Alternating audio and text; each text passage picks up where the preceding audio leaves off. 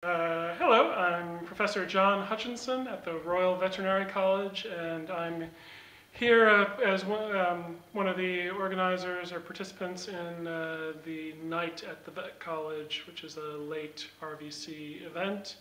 And I've given a talk called Chickens, Living Dinosaurs. And so the subject of that is about how birds evolved from dinosaurs, and chickens being birds, therefore would have evolved from dinosaurs ultimately. And what I did was walk through what we know about the fossil record of dinosaurs, starting with fairly primitive ones like tyrannosaurs, showing how things like size change. So like the tyrannosaur group that includes T-Rex started off small and got bigger. And then in its ancestor was actually quite small, a thing called D-long that was kind of man-sized and coated in fluffy stuff we call proto-feathers. So already in the Tyrannosaur group we see signs of stuff that birds inherited, which is a feathery coating. Birds just made it thicker and bigger. And we see that in other animals. I talked about some other, especially Chinese fossils from amazing fossil beds around northeast China that have feathery coating all over them. So there's many species that have been found that are kind of, so to speak, low on the evolutionary tree of dinosaurs in terms of birds. They have this feathery coating on them, and many of them are quite small actually already. So small size, you often think of dinosaurs as being giants and having big sharp teeth and running around destroying things, but actually the group of dinosaurs that we're talking about, that science understands as a whole with very good consensus, that evolved into birds, is a group of animals that was generally actually quite small already. So being small is not necessarily a birdy thing. We need to kind of rethink how we look at birds, that there are some features that are unique to birds today that make them very different from everything else around, including their fossil relatives. But there are many features that we see first in dinosaurs that were passed on to birds. So I walk through some of those in my talk.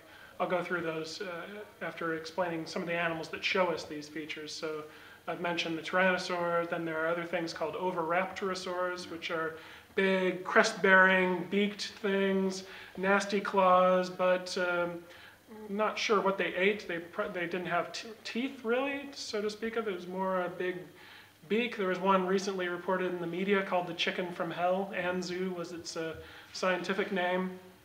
And this was an animal fairly large, probably a bit bigger than me or around my size, from Montana in the Cretaceous. And look, maybe kind of chicken-like if you can think of a chicken 6 foot tall or so.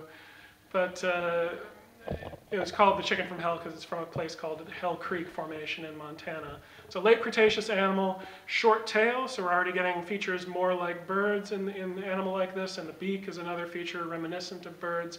And some of these oviraptorosaur dinosaurs have feathers on them, and this is a group that includes the first dinosaurs to have true feathers, not just fluffy hairy stuff, but actually feathers with veins and barbs and barbules. All the stuff that we think of as a bird feather first appears in non-birds. So we have to rethink feathers as a whole. They're not a bird thing strictly. That's how we like to think about them, but scientifically, in terms of the evidence we have of fossils, it's very, very clear that modern type feathers evolved before there were any birds and before there was any flight. So we have winged animals that could not fly.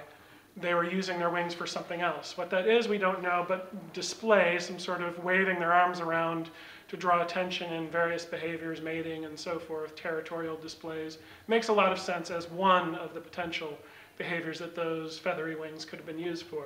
The other thing I talked about was color, that once you have feathers, a great thing that feathers can do is have color on them, have pigment. And so we see that, and this is amazing, that 20 years ago when I was a graduate student, I always told people one thing we'll never ever know about dinosaurs is their color. And that's what all my colleagues were saying, because we couldn't imagine how it could be done. But now with microscopic and molecular techniques and a better understanding of what gives color to feathers, we've found out from very nicely preserved feathered dinosaurs, mainly from China, that some of them have colors very much like birds, like reds and banded black or ginger colors. We can figure out what color dinosaurs were, in some cases of amazing preservation. So for a few species of dinosaurs close to birds, we now know what they look like, kind of. In some cases, to a pretty high degree of detail. So there's an animal called Anchiornis, which is very, very close to what we think of as the ancestral form that birds evolved from. It had 4 wings, so it had wings, very long feathers on its arms, feathered trousers, sort of, basically wings on the legs, and a long fan-like tail that could have been almost a 5th wing. So this is a remarkably aerially adapted animal with very modern feathers, and not just feathers on the arms, but on the legs and all over the tail, a long tail, long bony tail. And that animal had a red crest and black and white color patterns on its wings and stuff, sort of vaguely like, I guess, certain woodpeckers jump to mind for me. So then I moved through birds. Archaeopteryx is one of the first birds we know of. We've known about it ever since Darwin's times. And nowadays, the line between bird and dinosaur is so blurred, it's very hard to tell a very bird-like dinosaur apart from a very dinosaur-like bird. And it gets down almost to semantics, almost to just matter of definitions. What do we mean by bird? But scientists have pretty much agreed on that. And so we know where to draw the line. It's just that the fossils are so good and so weird and so much of a blend of features that some of them clearly are just nestled around the root of the avian family tree, and pointing to one and saying which was the ancestor is still extremely hard. But Archaeopteryx is very much like that ancestor. And then I went through a whole retinue of birds that added new features in addition to wings and feathers, adding features that show that they were getting better at flying, one of the main things, as well as shortening the tail, getting rid of the claws. I reviewed a few groups that we know of from Argentina and China and so forth that gradually piece together the sequence of changes as we get closer and closer and closer to a modern avian anatomy and behavior and so forth. And the last few things to go in terms of turning a non-modern bird into a modern bird is getting rid of the teeth, forming a really solid beak, and being a really, really, really good flyer.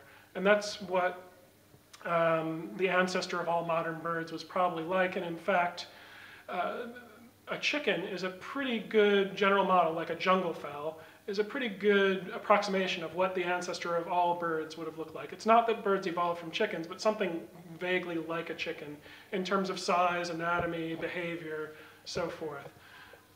So chickens are living dinosaurs. That was the message of my talk. They're a member of an incredibly successful group of dinosaurs. There are 10,000 or more species of birds around today. There were never, ever that many dinosaurs ever before. Today is the age of dinosaurs, really. They are doing great. They're everywhere, all over the world. And chickens are doing great, too. Humans have taken chickens under their wing and evolved them into amazing things as well that suit our purposes very well.